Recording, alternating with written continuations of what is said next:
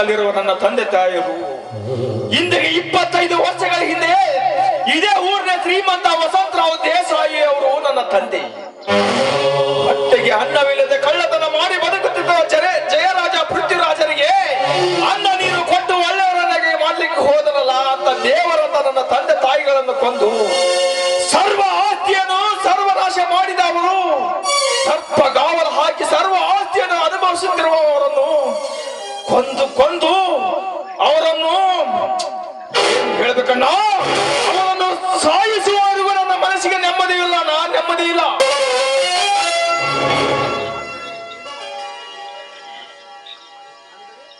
ಅಂದ್ರೆ ನೀನು ವಸಂತ್ ಕುಮಾರ್ ದೇಸಾಯಿ ಅವರ ಮಗ ಕರ್ಣ ದೇಸಾಯಿ? ಹೌದಪ್ಪ, ಹೌದು. ಅಂದರೆ ನಿನಗೆ ನಮ್ಮ ತಂದೆಯ ಬಗ್ಗೆ ಗೊತ್ತಾ? ಹೇಳೋಣ, ನಮ್ಮ ತಂದೆಯ ಬಗ್ಗೆ ಏನು ಗೊತ್ತಿದೆ ಹೇಳೋಣ, ಹೇಳು. ಗೊತ್ತಪ್ಪ, ಗೊತ್ತು. ನಿಮ್ಮ ತಂದೆ ತಾಯಿಯ ಬಗ್ಗೆನೂ ಗೊತ್ತು, ನಿಮ್ಮ ತಮ್ಮಂದರ ಬಗ್ಗೆನೂ ಗೊತ್ತು. ನಿಮ್ಮ ತಂದೆ ತಾಯಿಯನ್ನು ಕೊಂದ ಆ ಜಯರಾಜ ಪೃಥ್ವಿರಾಜ ಯಾರೆಂಬುದು ನನಗೆ ಚೆನ್ನಾಗಿ ಗೊತ್ತಪ್ಪ, ಗೊತ್ತು. ಏನು, ನನ್ನ ತಮ್ಮಂದಿರು ಗೊತ್ತಾ? ನನ್ನ ತಂದೆ ತಾಯಿಗಳ ಕೊಂದ ಕೂರರು ಯಾರೆಂದು ಗೊತ್ತಣ್ಣ? ಹೇಳಣ್ಣ, ಹೇಳು. ನಮ್ಮ ತಮ್ಮಂದಿರು ಯಾರು? ನನ್ನ ತಂದೆ ತಾಯಿಗಳನ್ನು ಕೊಂದವರು ಯಾರಂತ ಹೇಳಣ್ಣ, ಹೇಳು. ಹೇಳ್ತೀನಪ್ಪ, ಹೇಳ್ತೀನಿ. ನಿಮ್ಮ ತಂದೆ ತಾಯಿರು ಕೊಲೆ ಆಗಿದ್ದು ನಿಜ. ಆದ್ರೆ ನಿಮ್ಮ ತಮ್ಮಂದಿರು ಇನ್ನೂ ಸತ್ತಿರುವಪ್ಪ, ಸತ್ತಿಲ್ಲ. ಅವರು ಬದುಕಿದ್ದಾರೆ. ನಮ್ಮ ತಮ್ಮಂದಿರು ಇನ್ನೂ ಬದುಕಿದ್ದಾರಾ? ಅಣ್ಣ, ಎಲ್ಲಿರುವರಪ್ಪ ನನ್ನ ತಮ್ಮಂದಿರು? ಎಲ್ಲಿರುವರಪ್ಪ ಹೇಳಪ್ಪ.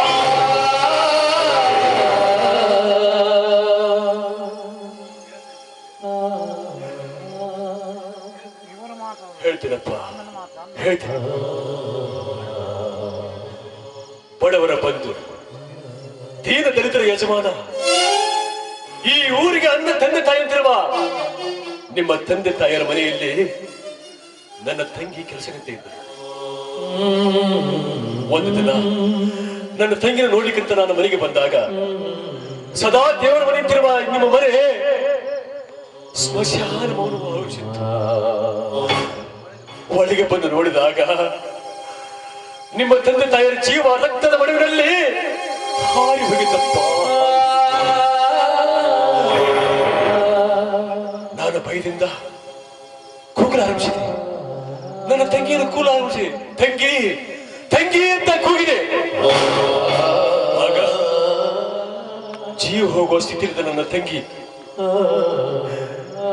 ನಿನ್ನ ಇಬ್ಬರ ತಮ್ಮಂದಿರನ್ನು ಹಾಗೂ ತನ್ನ ಒಬ್ಬ ಮಗಳನ್ನು ಆ ಪೃಥ್ವಿರಾಜ ಜಯರಾಜರಿಂದ ಕಾಪಾಡೋದಕ್ಕೋಸ್ಕರ ಒಂದು ಕೋಣಿನ ಬಚ್ಚಿಟ್ಟಿದ್ದರು.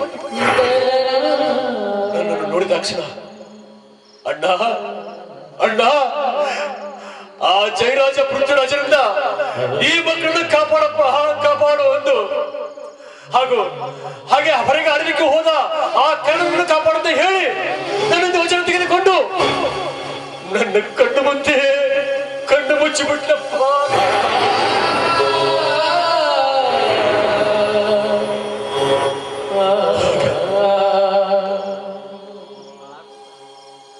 ಆ ಮಕ್ಕಳನ್ನು ಕರೆದುಕೊಂಡು ಬಂದೆ.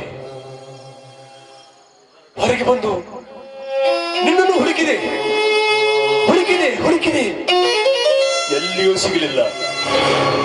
ಕೊನೆಗೂ ಆ ಜಯರಾಜ ಪೃಥ್ವಿರಾಜ ನಿನ್ನನ್ನು ಕೊಂದಿರಬೇಕೆಂದು ತಿಳಿದುಕೊಂಡು ಆ ಮಕ್ಕಳನ್ನು ಕರೆದುಕೊಂಡು ನನ್ನ ಒಡ ಹುಟ್ಟಿದ ತಮ್ಮನಂತೆ ನಾನು ಸಾಕಿಸಿರುವುದೇ.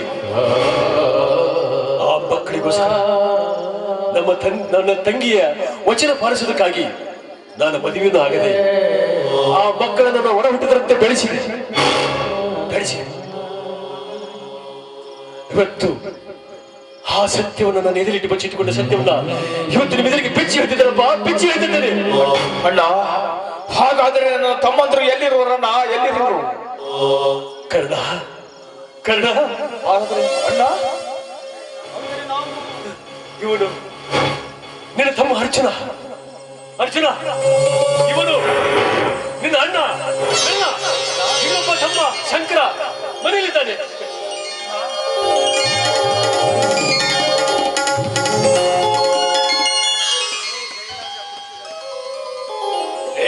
ಜಯರಾಜ ಪೃಥ್ವಿರಾಜ ಬರುತ್ತಿರಲೇ ಮಕ್ಕಳ, ಬರುತ್ತಿದ್ದೇವೆ ನಿಮ್ಮನ್ನು ಹೊತ್ತುಕೊಂಡು ಹೊಡೆಯುವುದಕ್ಕಾಗಿ ಮಕ್ಕಳ. ಲೇ ಕರ್ಮದಿಂದ ಮೆರೆಯುತ್ತಿರುವ ನಿಮ್ಮಂತವರಿಗೋಸ್ಕರನೇ ಧರ್ಮದ ತೀರ್ಪು ಕೊಡುವ ಸಮಯ ಹತ್ತಿರ ಬಂದಾಯ್ತು. ಇನ್ನು ನಿಮ್ಮ ಕಾಪಾಡಲಿಕ್ಕೆ ಸಾಕ್ಷಾತ್ ದೇವರ ತೆರೆಗಿಳಿದು ಬಂದರೂ ಸಾಧ್ಯವಿಲ್ಲ. ನೋಡಿ, ನೀವು ಒಬ್ಬೊಬ್ಬರಾಗಿ ಹೊರಡೋದಕ್ಕಿಂತ ಇಬ್ಬರು ಒಗ್ಗಟ್ಟಾಗಿ ಹೋಗಿ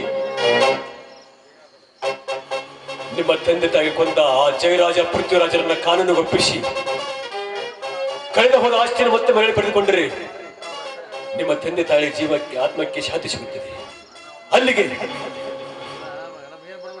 ನನ್ನ ಜನ್ಮ ಸಾರ್ಥಕವಾಗ್ತದೆ, ನನ್ನ ಜನ್ಮ ಸಾರ್ಥಕವಾಗುತ್ತದೆ. ಆಯ್ತಣ್ಣ, ಇಲ್ಲಿವರೆಗೂ ಅವರು ಮಾಡಿದ ತಪ್ಪಿಗೆ ಶಿಕ್ಷೆಯನ್ನು ಕೊಡಿಸಿ ನಮ್ಮ ಎಲ್ಲ ಆಸ್ತಿಯನ್ನು ವಶಪಡಿಸಿಕೊಂಡು ಕಾನೂನು ಪ್ರಕಾರವಾಗಿ ಅವರಿಗೆ ಶಿಕ್ಷೆ ಕೊಡಿಸಿ ಈ ಊರಿನಲ್ಲಿ ನ್ಯಾಯ ನೀತಿ ಧರ್ಮ ತಲೆ ಎತ್ತುವಂತೆ ಮಾಡುತ್ತೇವಣ್ಣ. ಈ ಕಲಿಯುಗದಲ್ಲಿ ಕರ್ಜಿಸಿದ ಕರ್ಣಾರ್ಜುನರಾಗಿ ಬಂದಳೇ ಜಯರಾಜ. ಜಯರಾಜ ಪೃಥ್ವಿರಾಜ,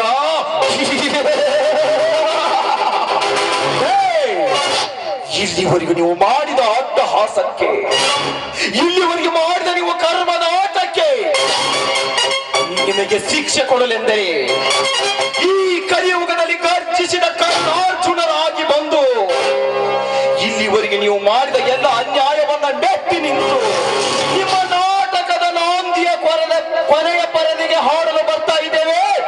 ಅದು ಕಾನೂನಿನ ಬಾಣಗಳಿಂದ ಸಜ್ಜಾಗಿ.